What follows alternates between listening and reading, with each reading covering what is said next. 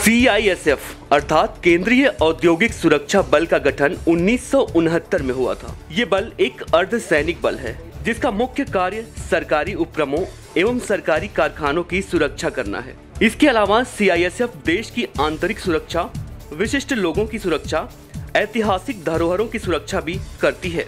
CISF की 49वीं स्थापना दिवस के मौके पर हमारे संवाददाता ने DG आलोक कुमार से खास बातचीत की। हमारे साथ बातचीत करने के लिए मौजूद हैं CISF के DG आलोक कुमार पटोरिया जी। सर ये बताइए, इसे 49 साल हो गए हैं सर, छोटी सी यूनिट को शुरुआत हुई थी, लेकिन आज इसकी ज़रूरत इतनी पड़ गई है कि हर किसी इंडस्ट्री को इसकी ज़रूरत पड़ती है। तो कैसा सर, क्या कहना चाहिए सर? जी देखिए, ये बहुत ही हमारे लिए प्राइड की बात है कि इतनी छोटी शुरुआत करने के बाद ये 1969 में सबसे पहले जो हमारी यूनिट स्टार्ट हुई थी वो RCFL मुंबई थी, जिसमें हमारी 3000 से शुरुआत हुई थी। इसके बाद धीरे धीरे हमारा दायरा बढ़ता गया और हमें सिर्फ पब्लिक सेक्टर अंडरटेकिंग है जो गवर्नमेंट ऑफ इंडिया की, उनकी सुरक्षा का जिम्मेवारी दी गई थी।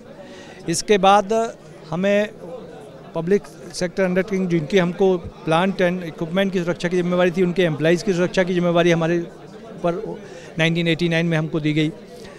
फिर ये पाया गया कि जो प्राइवेट सेक्टर के संस्थान हैं या इवन दूसरे संस्थान भी हैं, उनको उनकी सुरक्षा में एक एक्सपर्ट एजेंसी यदि अपना कंसल्टेंसी दे तो उनको काफ़ी अपनी सुरक्षा इम्प्रूव करने में मदद मिलेगी।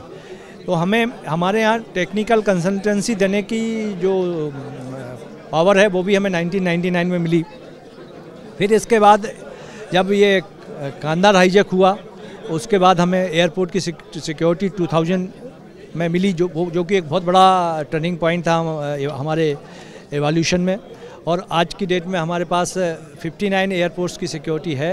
एक एयरपोर्ट में हमारी इंडक्शन फॉर्मेलिटी चल रही हैं तो 60 हो जाएंगे।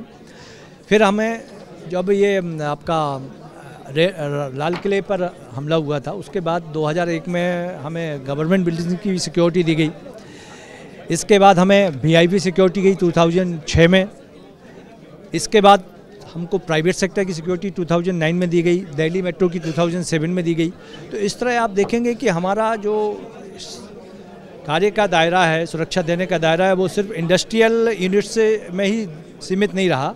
हमें अलग अलग क्रिटिकल इंफ्रास्ट्रक्चर है जो कंट्री का, उनको सिक्योर करने की जिम्मेवारी दी गई है। और उसी जिम्मेवारी को, चूँकि हमारा परफॉर्मेंस प्रोफेशनल है, हम टेक्नो सेवी हैं, हमारे परफॉर्मेंस को क्लाइंट ऑर्गेनाइजेशन द्वारा पसंद किया गया, इसलिए हमारी डिमांड बढ़ती गई। डिमांड बेस्ड फोर्स है ही, और बढ़ते अब हम 50 साल में लगभग 50 गुना हो गए हैं, जो कि हमारे लिए काफ़ी फ़ख्र का विषय है। सर, महिला सुरक्षा की बात की जाती है, इसके अलावा महिला भागीदारी की बात की जाती है, तो काफ़ी समय से CISF के अंदर भी ये कहा जा रहा है कि महिलाओं की भागीदारी जो है वो बढ़ाई जाएगी, लेकिन अभी तक ऐसा देखने को नहीं मिला है।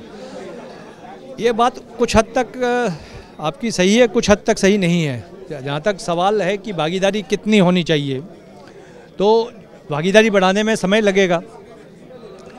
जहाँ तक जितने भी CAPF हैं, उनमें CISF में largest percentage of lady personal है, 5.4% है। उनकी संख्या 8000 से भी ज़्यादा है।